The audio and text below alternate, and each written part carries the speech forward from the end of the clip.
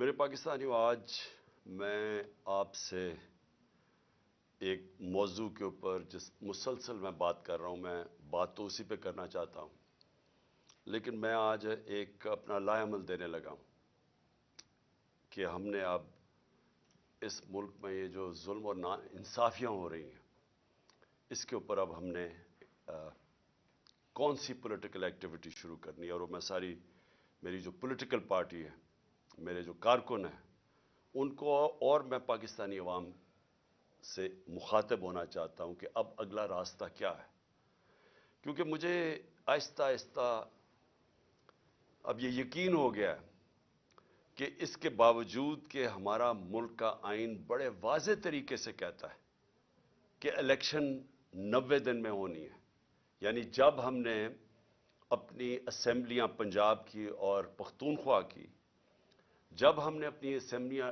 Dissolve کی، تو ہم نے اس نالج سے کی کہ پاکستان کا جو آئین ہے وہ واضح کر دیتا ہے کہ 90 دن کے اندر الیکشن ہونے ہیں۔ 91 دن کا مطلب یہ کہ جو بھی گورنمنٹ ہے وہ غیر آئینی ہوگی، یعنی یہ جو چیف منسٹرز کیئر ٹیکر کے اپوائنٹ کیے گئے ہیں، 91 دن ان کے اوپر آئین کی وہ شک لگتی ہے جس میں یہ آئین کی خلاف ورزی کر رہے ہیں، تو وہ ساری جو سزائیں اس کے ساتھ ہیں وہ ان کے اوپر لاگو ہوتی ہیں۔ اور اس کے اندر جو الیکشن کمیشن ہے، جو چیف الیکشن کمشنر ہے، اس کا جو رولز اب تک سامنے آ رہا ہے کہ اس کے باوجود کہ اس کو پتہ ہے کہ پاکستان کا جو آئین ہے وہ 90 دن کے اندر الیکشن کروایا تھا جب ہماری اسمبلیاں ڈیزالو ہوئی، تو نہ گورنر نے ابھی تک اس کے اوپر چلا ہے، دونوں گورنرز نہیں چلے، نہ الیکشن کمیشن اس کے اوپر چلی۔ اور جو سب سے حیرتناک بات ہے کہ الیکشن کمیشن بے بسی ظاہر کر رہی ہے کہ جی پیسے نہیں ہیں، وہ کوئی گورنمنٹ کا ادارہ میرے ساتھ تعاون نہیں کر رہا، کہ جی وہ کوئی کہتا ہے، ہر قسم کی ہم خبریں پڑھتے ہیں کہ جی پولیس نہیں ہوگی تو فوج نہیں ہوگی۔ تو میرے پاکستانیوں، یہ سمجھ جائیں کہ جس دن پاکستان کے آئین کے اوپر کوئی عمل نہیں ہوتا اور پاکستان کی جوڈیشری عمل نہیں کروا سکتی، یعنی جوڈیشری فیصلہ کرتی ہے کہ یہ ہونا چاہیے آئین، اور یہ آئین، کیونکہ جوڈیشری تو آئین کی انٹرپریٹیشن کرتی ہے، تو وہ جب ایک چیز سامنے رکھتی ہے کہ یہ واضح آئین میں، اور اس کے بعد کوئی بھی حکومتی کوئی بھی ادارہ ڈپارٹمنٹ یہ کہے کہ ہم جی اس میں تعاون نہیں کر سکتے، اس کے بعد ملک کا قانون ختم ہو گیا۔ اس کا مطلب یہ کہ جب آپ کے ملک کے آئین کے اوپر پاکستان کی عدلیہ عمل ہی نہیں کروا سکتی، تو یہ سمجھ جائیں کہ اس سے بڑی بربادی ایک ملک کی نہیں ہو سکتی۔ جنگیں ہار کے ملک بچ جاتے ہیں، پھر سے کھڑے ہو جاتے ہیں۔ ایٹم بم، 2 ایٹم بم کے بعد ایک ملک 10 سالوں میں خوشحال ہو گیا۔ بم، جنگیں، زلزلے یہ تباہ نہیں کرتے ملک کو۔ ملک تباہ ہوتا ہے جب اس ملک کا انصاف ختم ہو جاتا ہے، جب اس ملک میں رول آف لا ختم ہو جاتا ہے، جب اس ملک کے جو بنایا ہوا آئین ہے اس کے اوپر عمل ختم ہو جاتا ہے، اور جب ججز اپنی ججمنٹ سے ایک ملک کے اوپر امپوز نہیں کر سکتے، تو ہم آج ادھر کھڑے ہو گئے ہیں۔ ہم آج ادھر کھڑے ہیں کہ ہم تماشا دیکھ رہے ہیں۔ میں پولیٹیکل پارٹی کا ہیڈ ہوں، ہم انتظار کر رہے ہیں کہ کب 90 دن کے الیکشن کا کب شیڈیول آئے گا۔ ہم نے پھر سے میں کہتا ہوں کہ میں کوئی پاگل تو نہیں تھا کہ میں اپنی 2 گورنمنٹس گرا دوں، ڈیزالو کر دوں۔ ہم نے تو آئین کو سامنے رکھتے ہوئے ڈیزالو کیا۔ پہلے ہم ان کو کوشش کرتے رہے، ان کو کہتے، یہ جو امپورٹڈ حکومت آئی ہے ان کو بار بار کہتے رہے کہ دیکھیں یہ ملک آپ نہیں چلا سکتے، آپ کے پاس پبلک مینڈیٹ نہیں ہے۔ الیکشن سے جو آتا ہے اس کے پاس مینڈیٹ ہوتا ہے، جو آکشن سے آتا ہے، یعنی جو لوگوں کے ضمیروں کی قیمت لگا کے کروڑوں روپے حرام کا پیسہ خرچ کر کے لوگوں کو خرید کے گورنمنٹ کراتا ہے، اس کے پاس پبلک مینڈیٹ نہیں ہوتا، وہ اس ملک کو کبھی بھی نہیں سنبھال سکتا تھا۔ جدھر مشکل فیصلے کرنے پڑے، یہ کہتے ہیں جی ہم نے بڑے مشکل فیصلے کیے. انہوں نے کیا مشکل فیصلہ کیا؟ قیمتیں بڑھا دی. یہ کوئی مشکل فیصلہ ہے کہ آپ آ کے ہر بجلی کی، گیس کی، سب کی، اور یہ جو قیمتیں بڑھاتے جا رہے ہیں کہ جی ہمیں آئی ایم ایف نے کہا. ہم بھی آئی ایم ایف کے نیچے تھے، ہم 2.5 سال آئی ایم ایف کے نیچے تھے، ہمیں بھی کہا جا رہا تھا قیمتیں بڑھائیں. ہم نے اپنے ملک کی دولت بڑھائی، ہم نے ویلتھ کریشن کی، ہم نے وہ اپنے ملک میں زیادہ ڈالرز، تاریخ میں سب سے زیادہ ڈالرز لے کے آئے. ہم نے پوری کوشش کی کہ ہمارے ملک کی جب دولت بڑھے گی تو ہم قرضے واپس کریں گے. انہوں نے آ کے آئی ایم ایف کے کندھے پہ بندوق چلائی، ساری چیزیں مہنگی کر دی کہ جی آئی ایم ایف کہہ رہا ہے ہمیں، اور لوگوں کی کمر توڑ دی. اور جو آمدنی تھی جس سے ہم نے قرضے واپس کرنے تھے وہ سکڑ گئے. نہ ہماری ایکسپورٹس بھی نیچے آ گئی، ریمیٹنس بھی نیچے آ گئی. اب ٹیکس کلیکشن نیچے آئے کیونکہ انڈسٹری بند ہو رہی ہے.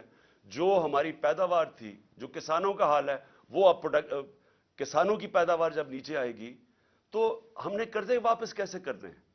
حل یہ تو نہیں ہے کہ اور مزید اور قرضے لیتے جاؤ. حل تو یہ ہے کہ ملک کی دولت میں اضافہ کریں تاکہ ہم قرضے واپس کریں. تو ان کے لیے جو مشکل اب ہے گورنمنٹ کے لیے، وہ ایک ہی تھی کہ کسی طرح یہ ملک میں ری اسٹرکچرنگ کروا دے. جو کرائسس آتا ہے اس کے اندر ہم ملک کے اندر اصلاحات کر دیتے، ہم اپنی آمدنی بڑھانے کے وہ سارا جو گورننس سسٹم ہے وہ چینج کر دیتے. وہ یہ اب کر نہیں سکتے کیونکہ ان کے پاس مینڈیٹ بھی نہیں ہے، نہ ان کے پاس صلاحیت ہے.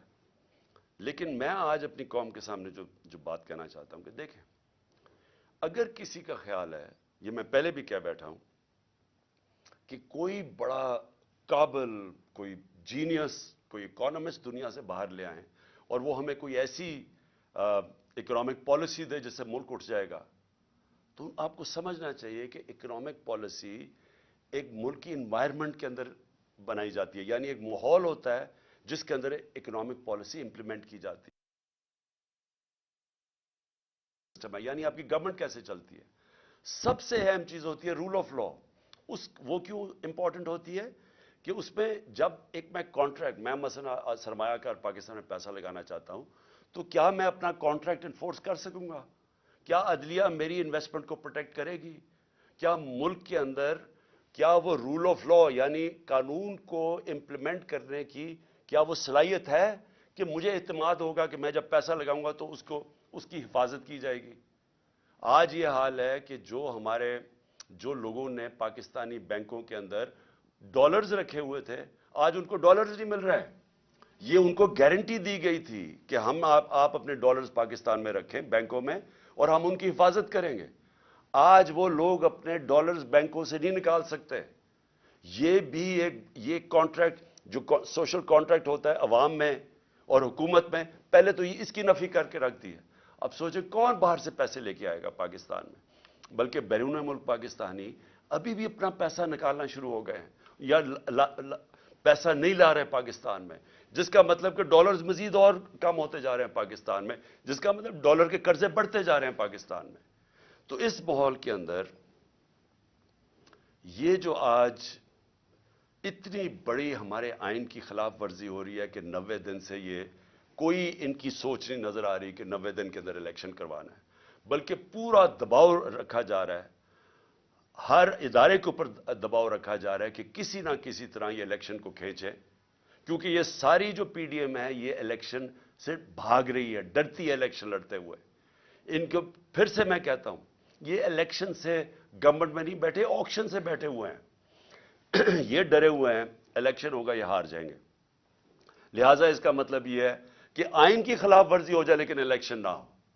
اور یا پھر یہ کوشش کر رہے ہیں جو میں نے بات شروع کی تھی کہ میں پارٹی کا ہیڈ ہوں، ہمیں ابھی تیاری ہونی چاہیے تھی الیکشن کیمپین کی، مجھے ابھی ٹکٹس فائنلائز کرنے چاہیے تھے لوگوں کے تاکہ وہ ہمارے سارے جو کینڈیڈیٹس اپنے حلقوں میں نکلیں، لیکن ابھی تک ہمیں ڈیٹ ہی نہیں مل رہی.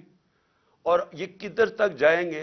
کیا ان کا وہ خیال ہے جو انہوں نے کراچی میں کیا تھا کہ ڈیلے کرتے کرتے، ڈیٹس چینج کرتے کرتے آخر میں اتنا تھوڑا ٹائم دیا الیکشن سے پہلے کو کوئی کیمپین ہی نہیں کر سکا، کیونکہ یہ چاہتے تھے کہ ٹرن آؤٹ کم ہو. اگر لوگ کم نکلیں گے ووٹ ڈالنے کے لیے تو یہ سمجھتے ہیں کہ انہوں نے دھاندلی کر کے یہ الیکشن جیت سکتے ہیں. جو کراچی میں پیپلز پارٹی کا کراچی میں ووٹ بینک ہے ہی نہیں، کوئی پول سروے کر لیں، لیکن وہ الیکشن میں بڑا کارنامے دکھاتی ہے. وہ کیوں کرتی ہے؟ کیونکہ لوگ نکلتے نہیں اور دھاندلی کا موقع مل گیا. ہماری جو تحریک انصاف کی کوشش، جو ہم 16 جولائی کا الیکشن جیتے، اس کے بعد جو ہم اکتوبر کے اندر نیشنل اسمبلی کے الیکشن جیتے، جو ہم 16 جولائی کو پروونشل اسمبلی کے پنجاب میں الیکشن جیتے، ہم کیسے جیتے؟ کیونکہ بڑا زبردست ٹرن آؤٹ ہوا. پبلک، وہ کبھی بائی الیکشن میں اتنی پبلک نکلی نہیں، اس لیے ہم جیت گئے. اور دھاندلی کے باوجود ہم جیتے. سب ایک ہی پیج پہ کھڑے تھے، ساری پارٹیز ایک طرف تھی، ان کو پوری اسٹیبلشمنٹ کی بیکنگ تھی، الیکشن کمیشن کے ساتھ ہی. کیونکہ پبلک باہر نکلے، ہم جیت گئے. تو اب یہ مجھے خوف یہ ہے کہ کوششیں کر رہے ہیں کہ اینڈ میں جا کے اگر الیکشن ہو، بھی پہلے تو کوشش ان کی ہے کہ الیکشن نہ ہوگا اگر اینڈ میں، تو اتنی کم ٹائم ہمیں کیمپین کا ملے کہ یہ اس کم کیمپین کو استعمال کرتے ہوئے یہ الیکشن جیت جائیں. یہ اس وقت جو ان کی ہمیں نظر آ رہی ہے، ان کی پالیسی. اور میں اس لیے اپنی ساری قوم کو کہہ رہا ہوں کہ ہم، اگر یہ ان کا خیال ہے کہ ہم چپ کر کے ان کو الیکشن کو چوری کرنے دیں گے، یہ نہیں کر سکتے. اور یہ اگر ان کا خیال ہے کہ ہر حربہ استعمال کریں گے، اور پورا پریشر انہوں نے عدلیہ کے اوپر اب ڈال دیا ہے، ساری کوشش یہ ہے کہ کسی طرح الیکشن آگے جائے، تو اس کے اوپر ہم نے فیصلہ کیا ہے کہ ہم یہ جو ابھی میں تحریک اناؤنس کروں گا، ہم اس میں اب نکلنے لگے ہیں.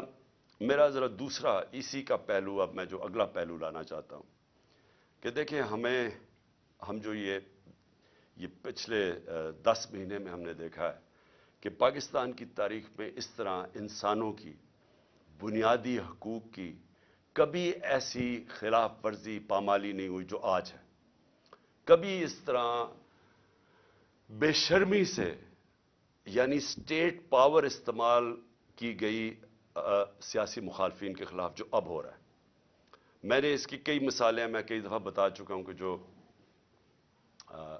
شہباز گل سے شروع ہوا تشدد، اس کو ننگا کیا گیا، اس سے جو ظلم کیا گیا جیل میں، مجھے ابھی تک افسوس ہے کہ کوئی ان لوگوں کے اوپر کارروائی نہیں ہوئی جو ذمہ دار تھے اس کے. اس کے بعد اعظم سواتی سے جو کیا گیا، اب جو اعظم سواتی سے کیا گیا، وہ قوم ہل گئی. خاص طور پہ پہلے تو جو تشدد کیا، اس کے بعد جو ایک ویڈیو کیسیٹ، ویڈیو اس کی بھیجی گئی ان کی بیوی کو اور ان کی بیٹی کو. اس طرح کی چیزیں کبھی اس ملک کی تاریخ میں نہیں ہوئی کہ ایسی بلیک میلنگ اور ایسا اس ملک میں نہیں ہوا. اور اس کے بعد جو فواد چودھری کو اٹھایا، شیخ رشید کو اٹھایا، لیکن جو صحافیوں سے ہوا، میں اس لیے بار بار کہتا ہوں کہ یہ سارا کنیکٹڈ ہے. منہ بند کروانے کے لیے، بلیک میل کرنے کے لیے ساری کیمپینز کی گئی. ارشد شریف سے جو ہوا ہے، یعنی میں ارشد شریف کا اس لیے کہتا ہوں کہ اس طرح کی تو ہم نے کبھی سوچا بھی نہیں، تصور بھی نہیں کیا تھا کہ اس طرح کے ایک پاکستان کے بہترین انویسٹیگیٹو جرنلسٹ سے، جو اس کے اوپر ایف آئی آرز کاٹی گئیں، اس کو ملک سے باہر پھر دھمکیاں دی گئیں، اور وہ دیکھیں اس کو کہ ایسا وہ ایک مجاہد جو کھڑا رہا، رائے حق پہ کھڑا رہا، اور پھر اس کو جو قتل کیا گیا کیریا میں. یعنی اس طرح کی میرے ہوتے ہوئے تو کوئی میں نے مثال نہیں دیکھی. حالانکہ میں نے جنرل مشرف کا مارشل لاء دیکھا، وہاں کبھی اس طرح کی حرکتیں نہیں ہوئی جو ان 10-11 مہینوں میں ہوئی. اور اس کے بعد میں اور بھی جمیل فاروقی، وہ جا کے بتا رہے ہیں کیسے ننگا کیا گیا، ٹارچر. کتنے سوشل میڈیا کے ایکٹیوسٹ، ینگ لڑکیوں کو تو دھمکیاں، لڑکوں کو جنہوں نے اٹھایا اور اس کے بعد ان کو کسی سیف ہاؤس میں لے کے گئے، وہاں مار دھاڑ کر کے اس کو واپس لے آئے. اور اس سے یہ سوچا یہ جا رہا ہے کہ اس سے یہ کنٹرول کر لیں گے ملک کو. جس طرح ہم بھیڑ بکریاں ہمیں مار مور کے تو ہمیں ساروں کو کنٹرول کر لیں گے. یہ سارا ہو رہا ہے اس کے پیچھے. میں اس کے اوپر خاص توجہ ذرا دینا چاہتا ہوں کہ میری جو جے آئی ٹی ہے، میں یہ اس لیے آپ کے سامنے رکھ رہا ہوں کیونکہ میں یہ بار بار لوگوں کے سامنے اس چیز کو لے آیا ہوں.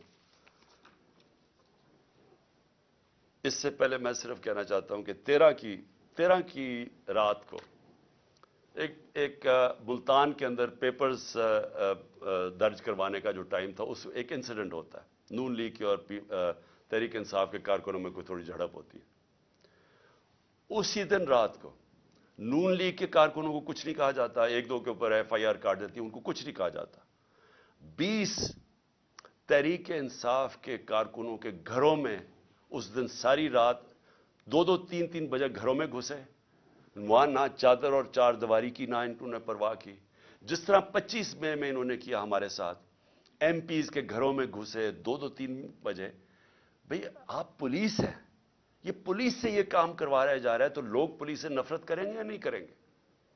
کون سی دنیا کی پولیس یہ کرتی ہے؟ ڈاکوؤں کی طرح لوگوں کے گھروں میں گھساتے ہیں 3 بجے، اور وہاں جا کے عورتوں کے سامنے، ان کی فیملیز کے سامنے وہاں خوف پھیلاتے ہیں اور ڈراتے ہیں، دھمکاتے ہیں، چیزیں توڑ کے چلے جاتے ہیں۔ یہ کون سی دنیا میں ہوتا ہے؟ اور کدھر ہے انسانوں کے؟ اور یہ کون ہے؟ یہ پولیٹیکل ورکرز ہے۔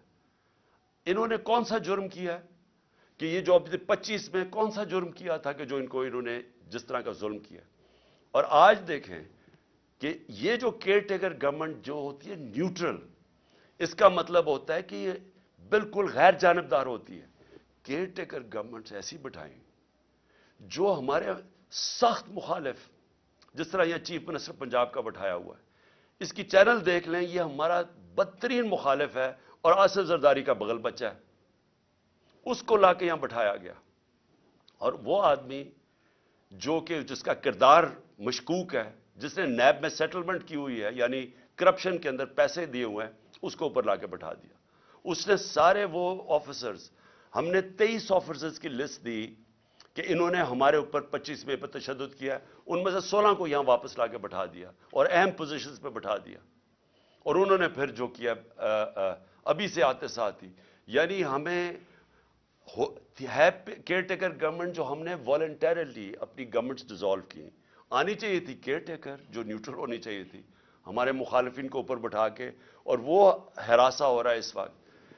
ہمارا علی سائی ہیں، میں ذرا ایک اور آپ کے مثال، علی سائی ہیں داماد چیف جسٹس پنجاب کے، لاہور ہائی کورٹ کے، اس کے اوپر پہلے کسی آدمی کو پکڑا، اس کو بند کیا، اس کے اوپر تشدد کیا، اس سے کیس بنایا اس کے خلاف، اور اب اس کو نیب میں بلایا جا رہا ہے۔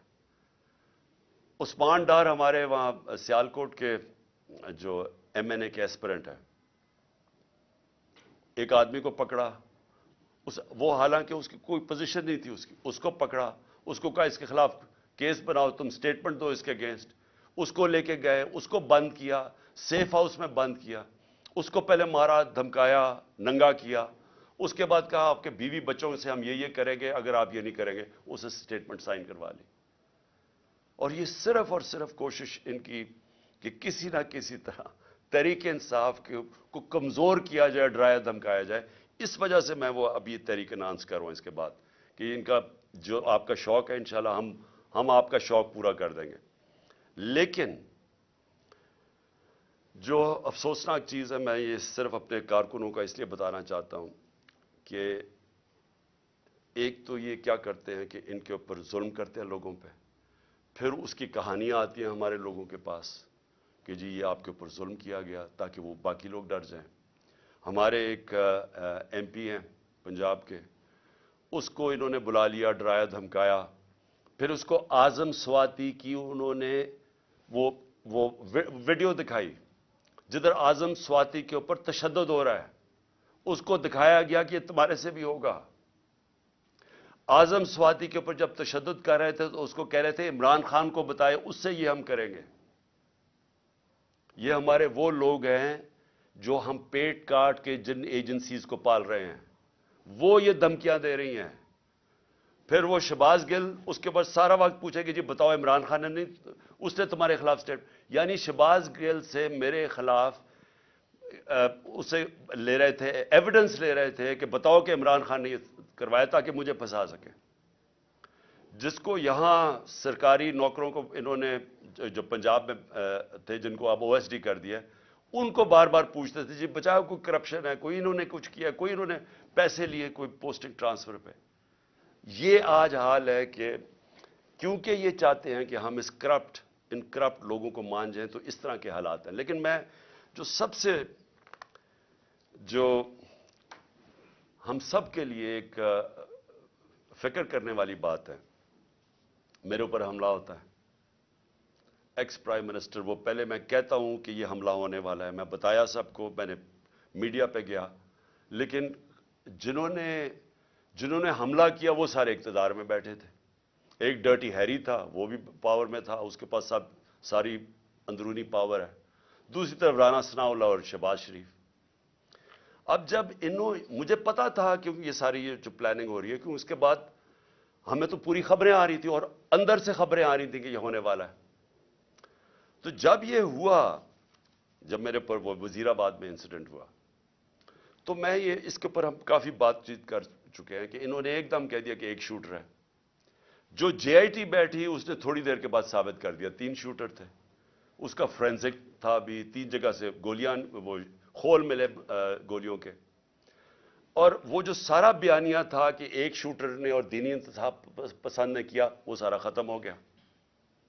اس کے بعد وہ جے آئی ٹی، میں بھی صرف آپ کو یاد کراؤں کہ جو پنجاب کی بنائی ہوئی جے آئی ٹی، اس میں نہ پنجاب کا جو ڈی پی او تھا گجرات کا، جس نے ویڈیو بنائی تھی، نہ وہ پیش ہونے کے لیے تیار، نہ وہ اپنا فون دینے کے لیے تیار، اور نہ جو سی ٹی ڈی جو ٹیررزم کی جو تھی، جو اس کو اٹھا کے لے گئی لڑکے کو، اس کے بعد جو شوٹر تھا اس کو جب اپنے پاس رکھا، انہوں نے دوسری ویڈیو بنائی.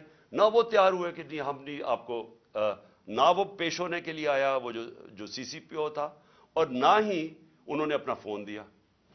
یعنی پنجاب گورنمنٹ کی جے آئی ٹی کی انہوں نے خلاف ورزی کی. میں یہ پھر رول آف لا پہ آ رہا ہوں کہ یہ جب اس طرح ہونا شروع ہو جائے تو گورنمنٹ تو ختم ہو جاتی ہے. سٹنگ گورنمنٹ ایک تفتیش کر رہی ہے، جس پارٹی کی پاور میں ہے گورنمنٹ، اس پارٹی کے سربراہ کے اوپر قاتلانہ حملہ، اس کے اوپر پولیس والوں نے منع کر دیا. پھر جے آئی ٹی جو بنی، اس کے 4 ممبرز نے جا کے ایک دم جے آئی ٹی کے خلاف بیان دے دیا. پروسیکیوٹر جنرل نے پھر ان 4 کے اوپر تفتیش کی اور ان کا ان کے اوپر ایکشن لینا چاہیے، انہوں نے جان کے سیبوٹاج کیا. کس کے کہنے پہ یہ ہو رہا تھا؟ اب سوچیں وہ کتنا طاقتور ہوگا جو اس کے باوجود کہ ہم پاور میں بیٹھے ہیں، ہماری پولیس ہماری بات نہیں سن رہی تھی. یہ ہوتی ہے رول آف لا. اب سوچیں کہ اگر ہماری گورنمنٹ کا یہ حال تھا کہ ہم اپنے سربراہ کے اوپر جو اس گورنمنٹ کا پارٹی کا ہیڈ تھا، اس کو انصاف نہیں دے سکے تو باقیوں کو کیا انصاف دینا تھا؟ اس گورنمنٹ نے کس کی بات سن رہے تھے؟ اور اب آپ سنیں کہ اس کے بعد اب کیا ہوتا ہے. کیئر ٹیکر گورنمنٹ آتی ہے. کیئر ٹیکر گورنمنٹ کا صرف کام الیکشن کروانا ہے. آن گوئنگ انویسٹیگیشن ہے جے آئی ٹی کی. جے آئی ٹی نے فائنڈنگز سامنے آ گئی. کیئر ٹیکر گورنمنٹ آ کے جے آئی ٹی کو پہلے تو روک دیتی ہے، پھر وہ جو آفیسر کام کر رہا ہوتا ہے اس کے اوپر اس کو ایس ڈی بنا دیتی ہے، ریکارڈ سیز کر لیتی ہے. اب یہ ذرا سنیں، ریکارڈ سیز کرتی ہے تو یہ آج ہوتا کیا ہے؟ عدالت پہلے تو وہ جو جے آئی ٹی کی تفتیش ہو رہی ہوتی ہے، اس کے اندر جب وہ کیس لگتا ہے پچھلی باری، تو وہ کہتے ہیں جی ہمارے پاس تو ریکارڈ ہی نہیں، اور وہ ریکارڈ ہی نہیں دے رہا. اینٹی کرپشن کے نیچے جو اپنا آدمی اینٹی کرپشن کے اوپر یہ لے کے آتے ہیں، اپنے کا مطلب شہباز شریف کا آدمی، وہ ہمیں ریکارڈ ہی نہیں دیتا. یعنی جے آئی ٹی کو جو عدالت کے سامنے وہ ریکارڈ ہی نہیں دیتا جو اس کے پاس ریکارڈ پڑا ہوتا ہے. پھر وہ جو عدالت اسے کہتی ہے، اینٹی ٹیررزم کورٹ جو گجرانوالہ کا ہے، وہ آرڈر کرتا ہے ڈی جی کو کہ ریکارڈ پروڈیوس کرے، ہمارے سامنے ریکارڈ لے کے آؤ. پہلے وہ ریکارڈ نہیں لے کے آتا، پھر دوسری 2 پروسیکیوٹرز جاتے ہیں اینٹی کرپشن میں وہ ریکارڈ لینے. جب وہ وہاں جاتے ہیں تو پتہ چلتا ہے کہ صرف 11 صفحے رہ گئے ہیں، سارا ریکارڈ جے آئی ٹی کا غائب ہو گیا، اور صرف اس میں سے 11 صفحے رہ گئے، چن کے وہ 11 صفحے جن کا کوئی بے معنی ہے. یعنی جے آئی ٹی کو سیبوٹاج کر دیا گیا اس نئی گورنمنٹ نے. اور پھر سنیں ذرا، اب میں ذرا پورا اس کا سمجھاؤں اب یہ کیا ہوا ہے. ایک جو ہوتا ہے جس کو جیل میں رکھا ہوتا ہے، اس کی بیل ہو جاتی ہے، یعنی 2 آدمی جیل میں، ایک کو بیل ہو جاتی ہے. اور کیونکہ ہمارا کیس نہیں رجسٹر کرتی، کیونکہ पुलिस मेरी एफआईआर नहीं रजिस्टर करती और पुलिस अपनी एफआईआर लेके आती है जिसमें पुलिस कहती है एक शूटर है, जो जेआई का जो तफ्तीश होती है उसमें पता चलता है 3 शूटर है, तो उनकी एफआईआर तो बेमाना होगी ना। तो अब ये सिचुएशन क्या है कि आज जो मेरे ऊपर हमला हुआ था और जो इतनी देर की तफ्तीश हुई थी, पहले इन्होंने मेरा जब एफआईआर भी नहीं काटी, इतनी तफ्तीश के बाद आज क्या सामने चीज आती है कि जो रिकॉर्ड था वो जान के इन्होंने खत्म किया, सैबोटाज किया। इससे क्या चीजें सामने आती हैं? इससे ये सामने आती हैं कि जो मैं कह रहा था कि जो 3 लोग इसमें मुलव्वस थे, ये आज कंफर्म है कि ये 3 लोग हैं, क्योंकि ये सिर्फ 3 लोग करवा सकते थे। इन्हीं के पास पावर है कि ये जेआईटी को सैबोटाज कर सकते हैं। इन 3 के पास ये सारे, और जो मैंने पहले दिन कहा था कि चीफ जस्टिस साहब आप सुने इसको क्योंकि मुझे इंसाफ नहीं मिलेगा, वो साबित हो गया। कोई इंसाफ मिलने की अब तवक्को नहीं है क्योंकि इन्होंने सारा रिकॉर्ड गायब कर दिया। और ये क्यों किया? क्योंकि इनको पता था कि इन्होंने पकड़े जाना है इसमें। ये सारी कड़ी इन्हीं की तरफ जा रही थी। और इससे यह साबित होता है कि जब मुझे अदालतें बुलाती हैं कि जी आप आके अपीयरेंस करो, मेरा सवाल यह है कि मेरे ऊपर जब हमला हुआ था तो मैं तो उससे 2 महीने पहले कह रहा था कि मेरे ऊपर हमला होने वाला है। मैंने तो यह भी बता दिया था कि दीनी इंतहा पसंद के नाम पे मेरे ऊपर हमला होगा। मुझे तो किसी ने नहीं बचाया, ना किसी ने मेरी कोई परवाह की कि इसके ऊपर एक अटेम्प्ट होने लगा है। और क्योंकि किसने बचाना था, जिन्होंने बचाना था वो खुद ही मुलव्वस थे उसमें। और तभी मैंने कहा था कि अगर इन्हीं के ऊपर छोड़ दी तफ्तीश, ये तो होने ही नहीं देंगे, जो उन्होंने नहीं होने दी। इससे अब आगे चलें। इसका मतलब कि अगर ये 3 लोग अभी भी पावर में बैठे हुए हैं तो मेरी जान अभी भी खतरे में है, क्योंकि इन लोगों के होते हुए कौन मुझे प्रोटेक्शन देगा? कि अगर ये जो 3 है वो डर्टी हैरी मिला के और ये जो राणा सनाउल्लाह और इनके पीछे है, तो कौन प्रोटेक्ट करेगा मुझे? मैं जब भी मैं जाऊंगा पब्लिक में, इनसे खतरा तो इनसे है, जिन्होंने प्रोटेक्ट करना है वो उनसे मुझे खतरा है। और ये साबित हो गया जेआईटी से। मैं अगली बात करना चाहता हूं बस आखिर में। राणा सनाउल्लाह ने बड़े जोरों शोरों से कहा कि जनाब कि मैंने ये एक मेरे पास ऑडियो है किसी जज साहब के ऊपर, इंप्लाई कर रहा था जज साहब के ऊपर। 1996 में जब बेनजीर की हुकूमत गिराई गई, तो वो जरा जजमेंट देख लें जिसमें फारूक लगारी ने जब जो गवर्नमेंट गिराई, तो उसके अंदर एक सबसे बड़ी वजह क्या थी कि बेनजीर गवर्नमेंट को उन्होंने कहा कि ये फोन टैपिंग करते हैं, लोगों के फोन टेप करते हैं।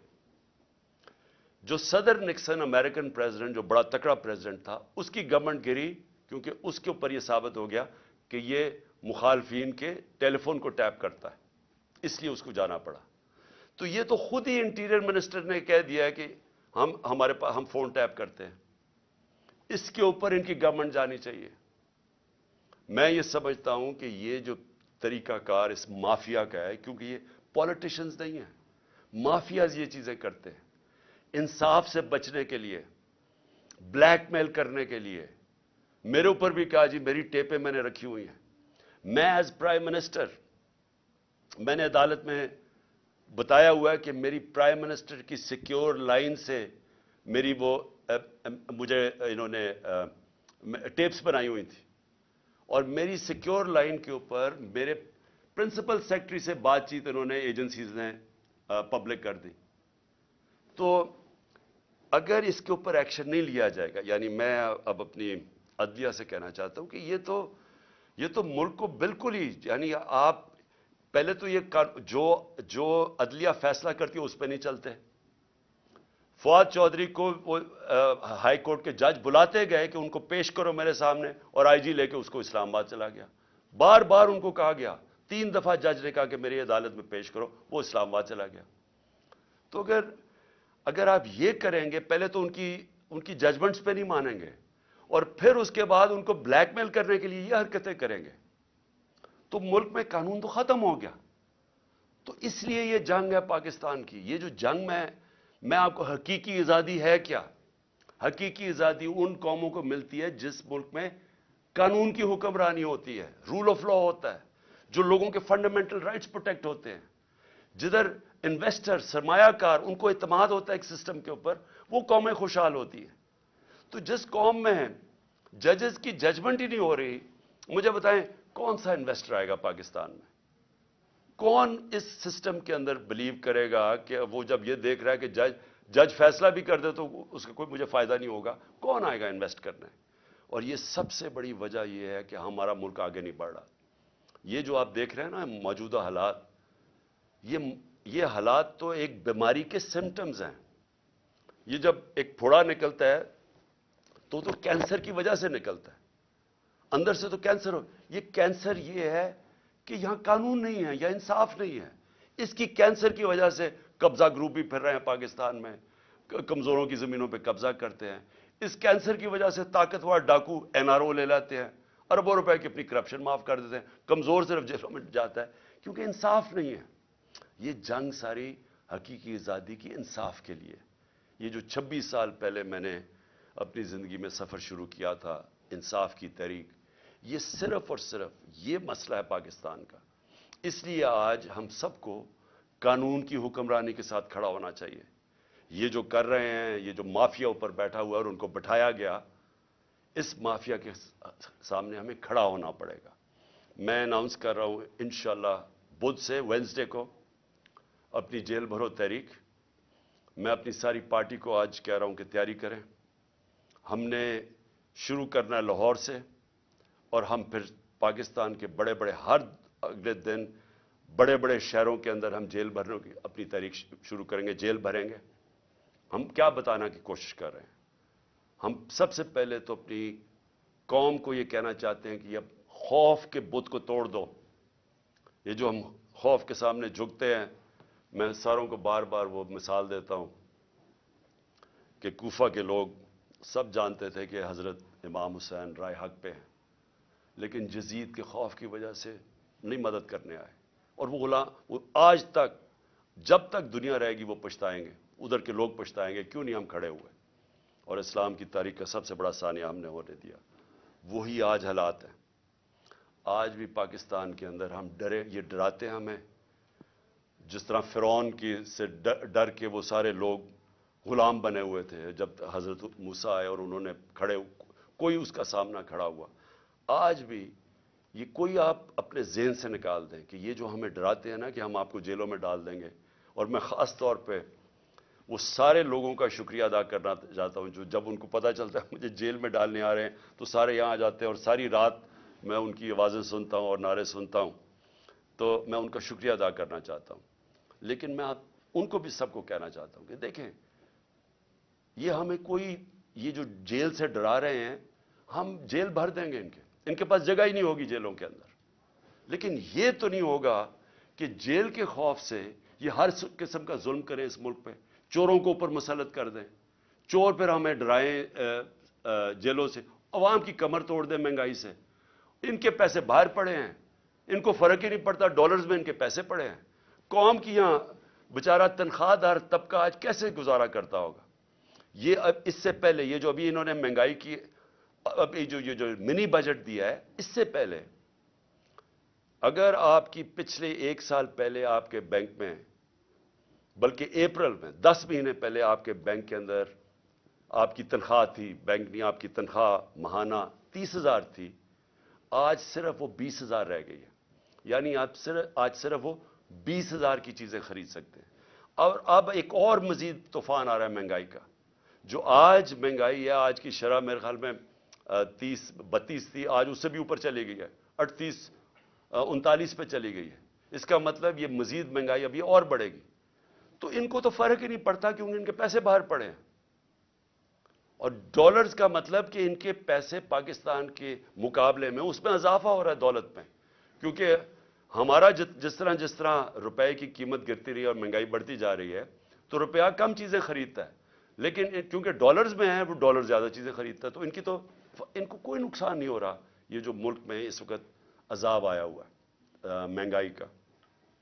तो इंशाल्लाह बुध को मैं सबको, आज अपनी सारी कौम को भी, अपनी तहरीक, अपनी पार्टी को, सबको कह रहा हूं कि हम ये शुरू करेंगे اور یہ سارے پاکستان کے اندر ہماری یہ تحریک جائے گی۔